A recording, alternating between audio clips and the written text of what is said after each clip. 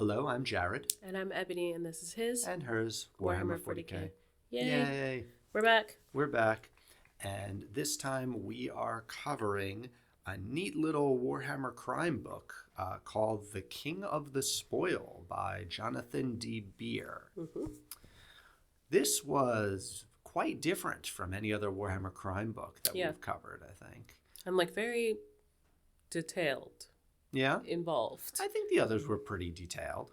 This one, we did do this one on audio, and I do think it colors this book especially. Yeah, we went back and looked at our notes, but the first thing that jumps out at me is both the spellings of some of these characters' names are ridiculous, and secondly, the pronunciation of the reader of the audiobook also ridiculous.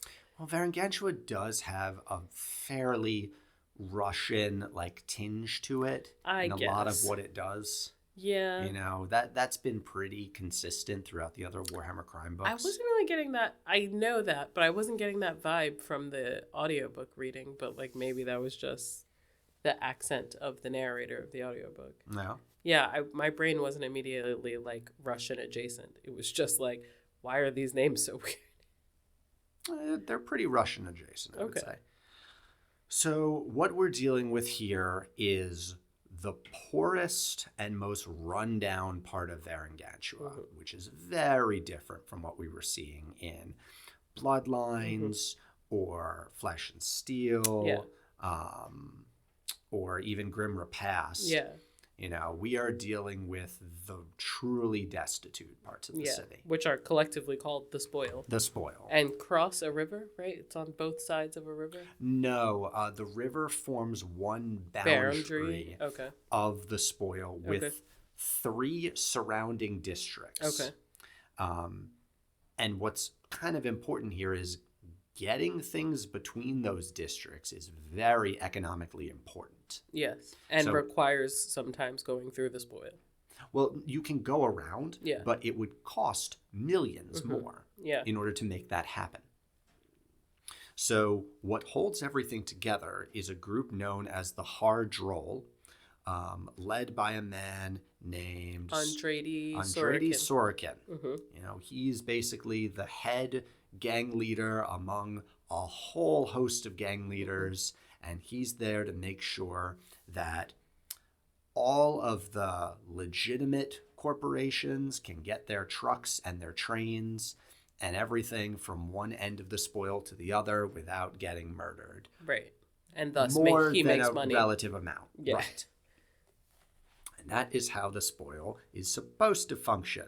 And that makes everyone modestly happy. Yes. Except the opening of this story is a maid killing Andrei Sorokin. Yeah. Okay, sure. And that is a shock to everyone involved because, it's the equivalent of killing the leader of a mafia or a gang, really. And that's where we meet most of our main characters. Right. So from Sorokin's death, there's this whole spider webbing of characters who come off of him.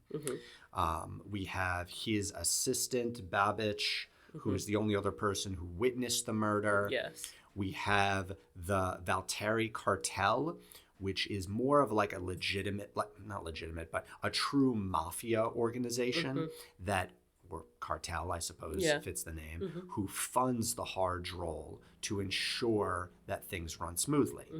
They have a representative in the form of Vasimov, who's very uptight and fancy and what you would kind of picture from a hereditary criminal organization. Yeah, and Vasimov has an informant who is, I would say, our main character, Melita. Melita Varanova. Yes. Yep. And her job, or her specialty really, is sort of cyber crime activity and cyber crime tracing of things. But she's supposed to be warning Vasimov when bad things are going to happen, but he discovers that Andrei Sorokin has been killed from some other dude in some other gang, and he's like, why didn't my informants tell me this thing? And so then we switch to Melita's point of view, and she's waking up really hungover, and her boss is like, this huge important thing happened, why don't you know about it, you better get here now. And then we meet her retinue. She's got Eddie, who... Right. Eddie Kaminsky, who's a former enforcer. Yeah. And she's got a really cool servo skull Oriole. Right. Right. That she loves because everyone loves their servo skull, I guess. And so her and Eddie, like, do some preliminary probing. Yeah, so right? they get called to meet with Vasimov, who is kind of deservedly pissed at them for not having some sort of heads up about or this. At least information about who did it and why. Right, like he needs all of the facts. Yep. And she has none of them, and he's been paying her. Right. At the same time, we're introduced to a separate group of characters who are kind of starting from the bottom up. We have Haska Jovovich, yeah, and her best friend Lyra, and their best friend Katrin. And they are kind of their own tiny gang, like the way that it's presented. They are not gang members, but they're like gang adjacent. They're Jews. Yeah, and they're trying to make names for themselves. So they have like little Juve crews that like rob grocery stores. There aren't grocery stores in the spoil, but kind of like that. And so she is the leader of a little Juve crew of her and Lyra and Katrin. Right. So they're falling from the opposite side of the web, where underneath Sorokin, you have all of the various gang leaders, and underneath those gang leaders, you have minor gangs who are now at immediate war against one another for every little slight. Yeah. And that's their involvement. Yeah. And Katrin has a boyfriend whose name I don't remember, but his, like, uncle is a medium gang member in another gang, and, like, they think they want to join his gang, but they've got beef with another gang, and so there's a lot of, like, on the streets war fighting. Which Melita and Eddie get caught up in. Yes, because they are trying to do some reconnaissance and figure out what's happening, and they end up in the middle of a gang fight, which, you know, it's fine. Yeah. Ooh, the hiccups. We continue to be blessed by Father Nurgle. Just a little bit, yes. So from there, Melita is brought into the Hard Roll and to sort of speak with the heads there. Yeah, so they kind of let her start doing her own investigation, which she, I guess, is okay at. But she speaks to Babbage, who is the person who hired the maid who killed Sorokin. And we learn that Babbage has been a little bit of an informant for Melita, so she has her own web of informants. That's how she does her job.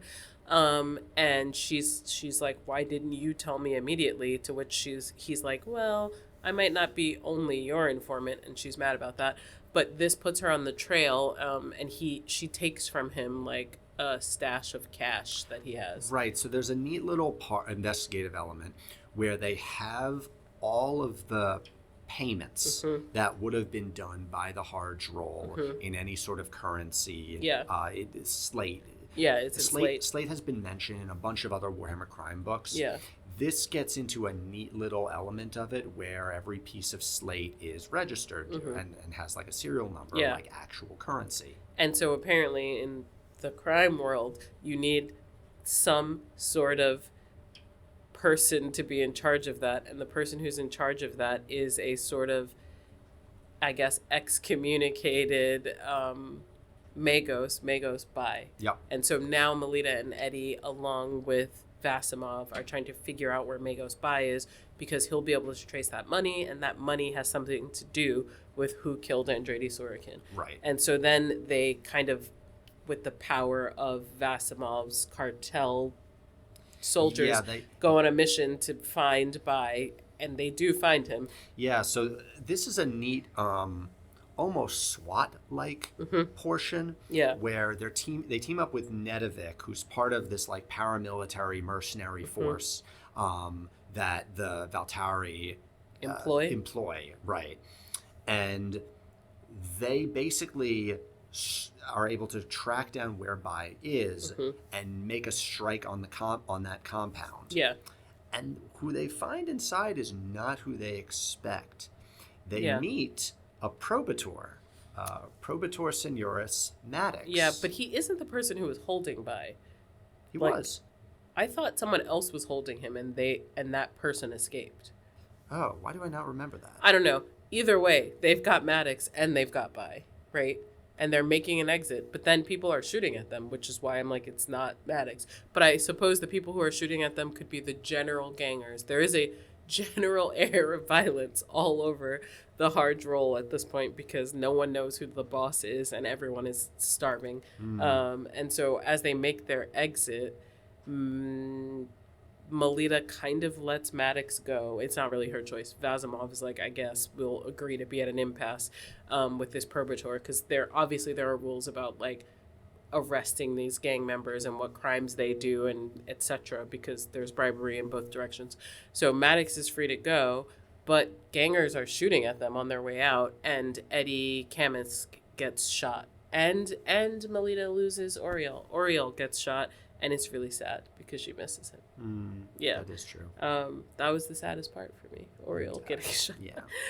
So Oriel gets destroyed. Eddie is really hurt and has to go to a hospital. He gets separated from Melita for a while. Meanwhile, Yes. Haska, Lyra, and Katrin have heard word about this man named Seitz. Now, Seitz happens to be one of the slightly higher up gang leaders among the Hard Roll. Yeah, not anything like super noticeable. No, yeah. But he's really got this interesting evangelical point of view of trying to form an army and really sort of take back the spoil for the people. Yeah, because there's this whole there is this sort of scarcity that's inherent in the spoil, and a lot of the characters spend a lot of time talking about like up clavers and like the people who live around them who do things like drink orange juice as opposed to like they're all drinking like 16 times filtered sump water as their regular water. They're all working in factories and getting black lung, etc. And so there is this power behind Seitz's words that like infuses the people around him, right? And so they think that because there's no Sorokin and the upper criminal elements are also in disarray because they're rich compared to the people in the hard roll too, that like this is the time for them to take over things from the upper criminal elements and claw back some of the resources from the rest of Varangantua around them. And it is pretty interesting. And so I will say it is quite the left turn for the story to take. Yes, I didn't see it coming. No. That's not at all what I was expecting to happen. And Seitz is there at some of the meetings with the like middle level gangers underneath Vasimov, and they fight internally in these meetings about like what we should do, who should be in charge. But if you're in charge, then they'll be jealous, right? There's a lot of that. And at the turning point of the book, Seitz is like, just kidding, I'm going to be in charge. And then a bunch of forces attack this place where all these people are meeting. Right. So the spoil is physically barricaded in by these huge walls that sort of define it around the three districts.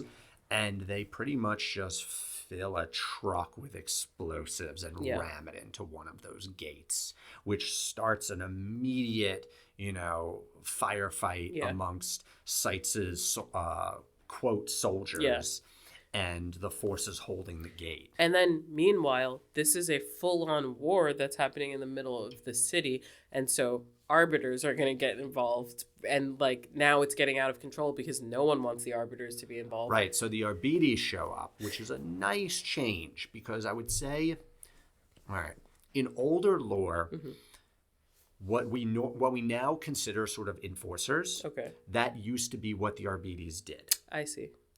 And over time, the concept of the enforcers kind of developed, and the role of the Arbites kept getting pushed higher and higher. I see.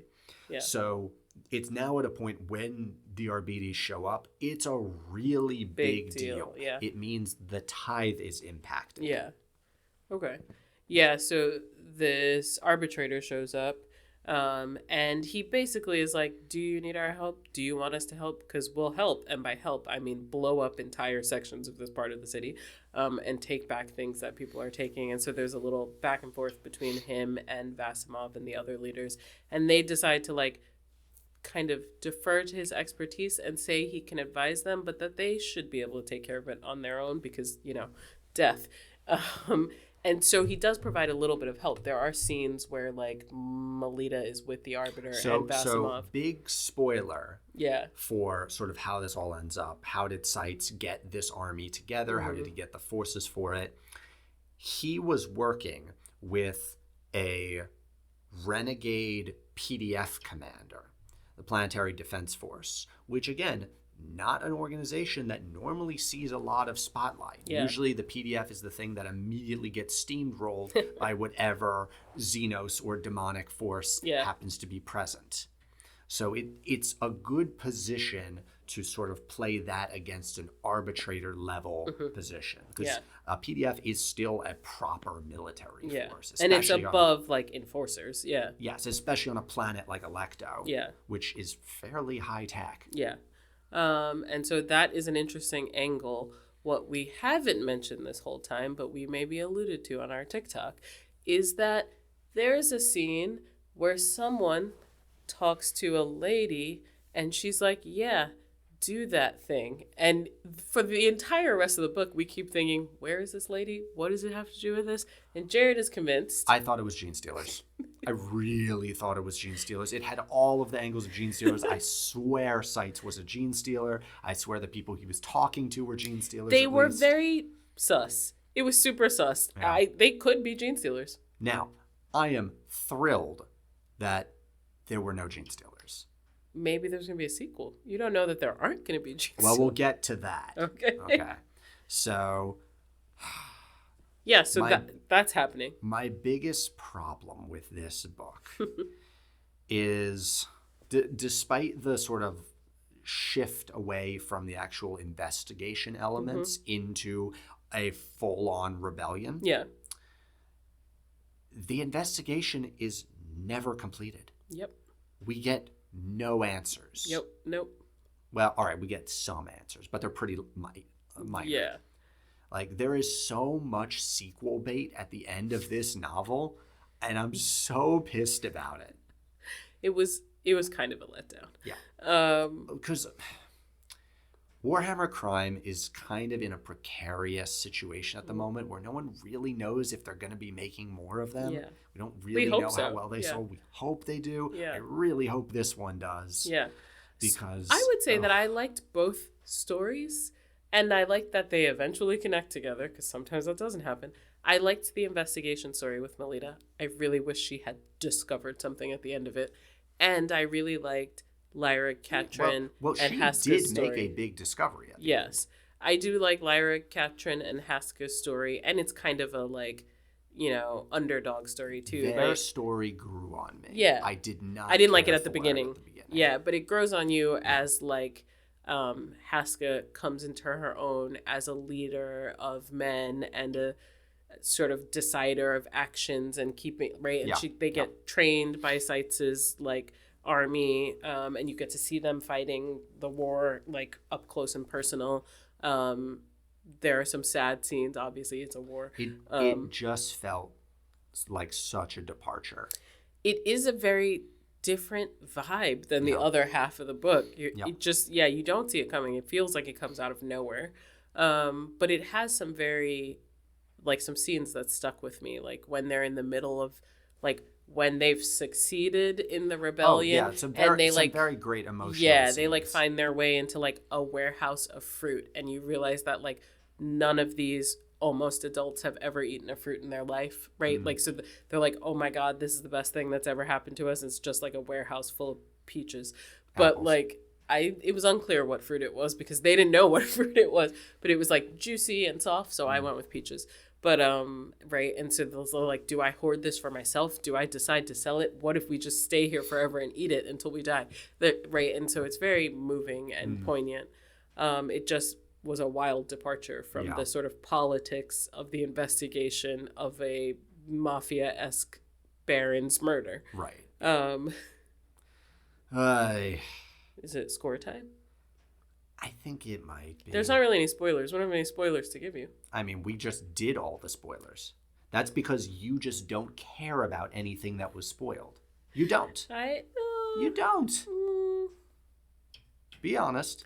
Nothing that was actually revealed, and I did specify spoilers, you don't care about that.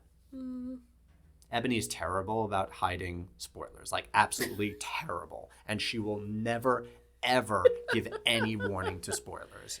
Spoiler warned us. You did. I did, but you don't. But what spoilers did I give? What do you mean? This is a book review channel, as in we read the book. I don't think we gave any spoilers that, like, make a difference in whether or not you enjoy this story. Strongly disagree, but okay. All right. What are you going to score it? You first. I'm going to call it a solid 5. Really? Yeah, I hate a story without an end. So you can't salvage that. It could be super great. And if there's no conclusive ending, and like I don't feel, maybe Hasker, like I feel like in my mind the definition of a good story, someone is fundamentally different at the end of it, and maybe that someone is Haska, but that's it. That's stretching it. Melita, who's our main character, is exactly the same at the end as she is at the beginning. And yeah, that's true. Yeah, and you don't learn the answer to the central mystery of the mystery. So 5. Okay. I gave it a 7. Wow. Yeah. That's so generous. I suppose. Considering how you felt at the end. I still enjoyed, everything that we were presented with. I enjoyed seeing this part of the city. Okay. I appreciated a lot of the characters. But yeah, the plotting has problems. I could be pushed to a 6 because I enjoyed some of the characters and some of the information we get about Varangantua. But I kind of can't forgive not having an ending. Okay. No, that's fair. Yeah. Yeah, it wasn't like the writing was terrible or the characters were terrible. It just, I got to the end and thought, oh, it's over? Yeah. And that's disappointing. Okay. Yeah. I don't know. Fair enough. What is next on our list? What is next? It might be the Twice Dead King. Oh, that's right. Necron book. Mm-hmm. It might be Drop Site Massacre, if you're interested in more Horus Heresy. I always am. Okay. Okay. It might be a couple of other things that are on the list. Our list is long. Oh, yes. It is so long, and we're so backlogged. Yeah, we are. Thanks for watching. Don't forget to like and subscribe, and we'll see you next time. Bye. Bye.